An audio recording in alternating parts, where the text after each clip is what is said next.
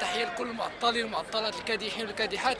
اليوم حركه 20 فبراير، التنسيقيه ديال اكادير الكبير، التنسيقيه ديال لجنه اكادير وغيرها من اللجان الشعبيه اليوم كتخرج في اطار ديال التخليد ديال الذكرى ديال يوم الاحتجاج العالمي، تعبيرا على الظلم اللي واقع اليوم على الجماهير والكادحين ابناء الشعب المفقر.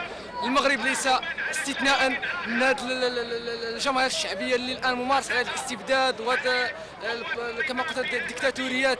اليوم الشعب المغربي كذلك كيخرج مثله مثل جميع الجماهير الشعبيه في العالم، في امريكا اللاتينيه، في اسيا، في اوروبا الى غيره، تخليدا، وليس بمعنى ديال التخليد ديال الذكرى من اجل التخليد، وانما كذلك هو رساله للمخزن ورساله رقم واحد في البلد ان الوضع في البلد، وان الاحتجاج هو مستمر، وهذا قرار ديال الجماهير الشعبيه اننا غادي نستمروا في الاحتجاج.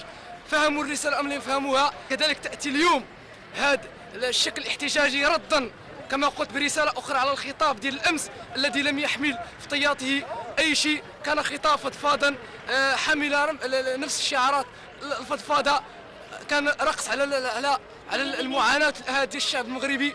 كذلك نحن خرجنا اليوم كما قلت لنبلغ هذه الرساله تضامن مع جميع الشعوب التوقع والتحرر، مع جميع الشعوب التي تقع تحت النير ديال الظلم وديال الاستبداد وديال الفقر وديال التهميش.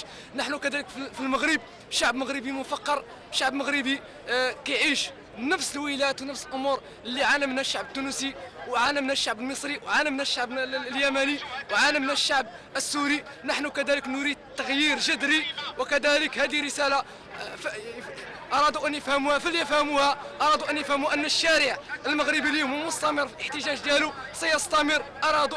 أرادوا بالقمع أم بالاحتجاج أم بالشهادة. ومن هذا المنبر نحيي الشهيد محمد بودورة، الشهيد ديال أسفي، ونقول أن على الدرب ديالو سائرون. نحيي الشهداء ديال الحسيمة، نحيي الشهداء ديال أسفي، نحيي الشهيد ديال صفرو، ونقول المخزن ان القمع ديال 22 وديال 23 فبراير وديال 22 ماي وديال 29 ماي لن يرهبنا. اليوم الشعب المغربي تحرر من الخوف، تحرر من القيود ديال الممارسات المخزنيه البائده. نقول انه ينتظرنا يوم 23 اكتوبر في الشارع المغربي، ستوجه رساله مزلزله للنظام المخزني. وتحيه في الاطار. السلام عليكم.